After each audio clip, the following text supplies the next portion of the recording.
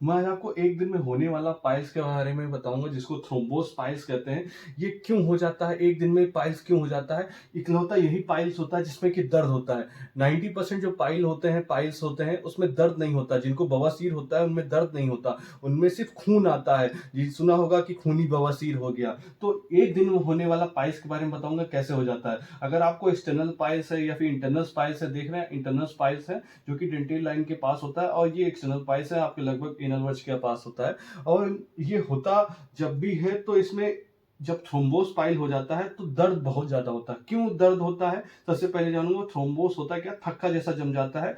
जब blood supply आती है तो ब्लड सप्लाई में थक्का जम जाता है। थक्का जमने के कारण वहां पे दर्द बहुत होता है। होता क्या है, जब आपका मल टाइट होता है, बहुत ही मल टाइट आ गया, आपका इनल कैनाल पे रुक गया, जैसे आपने मल त्याग किया, एकदम ठोकर पत्थर जैसा मल आया, आपके इनल कैनाल पे रुक गया, आपने ताकत लगा दिया, बहुत ताकत लगा दिया, तो मान लीजिए आपके अंदर इंटरनल स्पाइस है, आपके मल द्वार में इंटरनल स्पाइस है, एक्सटर्नल स्पाइस है।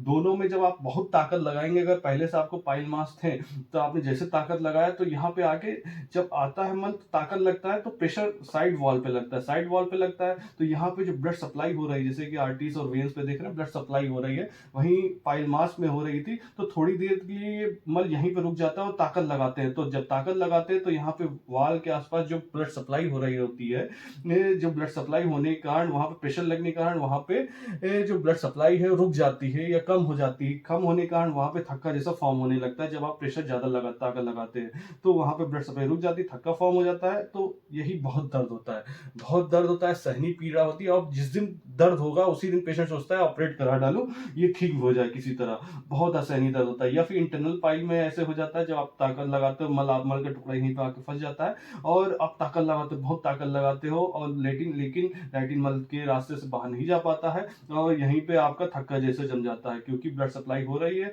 और यहाँ पे ब्लड सप्लाई रुक जाती है, और उसके बाद ये थक्का जम जाता है और ये पेन करता है। इसको कैसे निकालते हैं? सबसे पहले बात करेंगे, इसको हल्का सा एक कट देख के निकाल लिया जाता है। ऐसे यहाँ पे मार्क कर दिया जाता है, ठीक है, इंसिजन और एक्सीजन के थ्रू। और फिर उसके बाद इसको निकाल लिया जाता है। जैसे निकाल लिया जाता है वैसे ही आराम हो जाता है पेशेंट को। तो ये रही दोस्तों जानकारी थ्रोम्बोस पाइल में एक दिन में होने वाला पाइल्स के बारे में। दोस्तों जानकारी अच्छी लगी चैनल को लाइक सब्सक्राइब जरूर करिएगा, ताकि नई